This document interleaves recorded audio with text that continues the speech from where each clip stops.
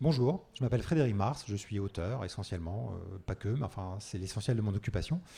Je suis là sur le salon Saint-Maur-en-Poche pour vous présenter notamment, ça n'est pas mon dernier livre, mais c'est un que j'ai eu envie de piocher dans la pile et vous présenter, qui s'appelle Non-Stop. C'est un thriller, voilà. Malgré le nom de l'éditeur, ça n'est pas qu'un thriller jeunesse, il est assez par certains aspects saignant, on va dire, puisqu'il raconte l'histoire d'un certain nombre de personnes aux États-Unis, dans les années 2010 à peu près, qui se retrouvent piégées. Alors non pas piégées, traquées ou emprisonnées quelque part, mais piégées de l'intérieur, puisqu'on leur a implanté une sorte de pacemaker, appelons ça comme ça, piégé, qui lui-même peut se déclencher et exploser lorsqu'il s'arrête de marcher. Donc imaginez, aux États-Unis, ça représente à peu près 200 000 personnes. Imaginez 200 000 bombes humaines qui se baladent aux États-Unis dans les rues et qui ne doivent pas s'arrêter de marcher, sinon ils explosent. Et évidemment, ils détruisent tout sur leur passage. Voilà, c'est construit un peu comme une saison d'une certaine série que vous connaissez sans doute, qui s'appelle 24 heures. Imaginez une saison complète de Jack Bauer dans un livre, ça donne ça. Voilà. Ça n'est pas ma seule production. J'ai pour particularité en tant qu'auteur d'écrire un peu dans un genre différent à chaque ouvrage. Voilà, sinon je m'ennuie tout simplement. Donc c'est pour mon propre plaisir. C'est pas pour le vôtre, mais j'espère que je le partage avec vous.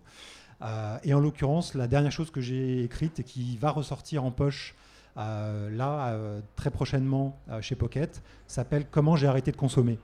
Ça peut sembler un peu particulier d'en parler à un endroit où on vient acheter des livres, mais je raconte comment pendant une année j'ai effectivement essayé d'arrêter de consommer de manière indifférenciée et comme ça fébrile, de me shooter à la consommation.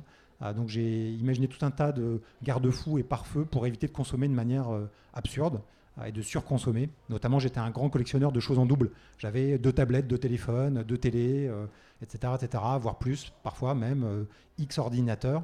Donc j'ai arrêté de tout consommer en double, ça a été un premier temps, et puis plein d'autres étapes que je raconte là-dedans.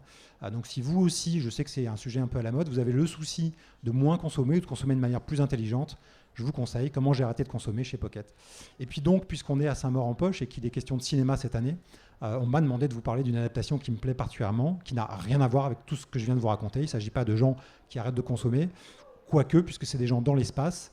Il s'agit d'un livre assez ancien qui s'appelle Solaris, d'un grand maître de la science-fiction qui s'appelle Stanislas Lem, un maître russe en l'occurrence, vous l'avez compris à son nom. Il y a 2 adaptations, c'est très intéressant parce qu'il y a une adaptation russe qui date de mémoire des années 70-80 d'un certain Andrei Tarkovsky, qui est extrêmement contemplative. Certains peuvent s'endormir, je peux le comprendre. Moi, j'ai trouvé ça passionnant. Et ce qui est d'autant plus passionnant, c'est qu'il y en a une autre qui est signée Steven Soderbergh, qui, elle, date des années 2005-2006 de mémoire, et qui est avec George Clooney, qui, elle, est très spectaculaire. Donc, quand un livre, un imaginaire est illustré par 2 cinéastes très différents, avec des comédiens très différents, des époques très différentes, je trouve que la confrontation est passionnante. Donc je vous renvoie à ces 2 adaptations d'une même source, Solaris, Stanislas Lem, Tarkovsky, Soderbergh, et je pense que vous vous régalerez. Voilà, à bientôt.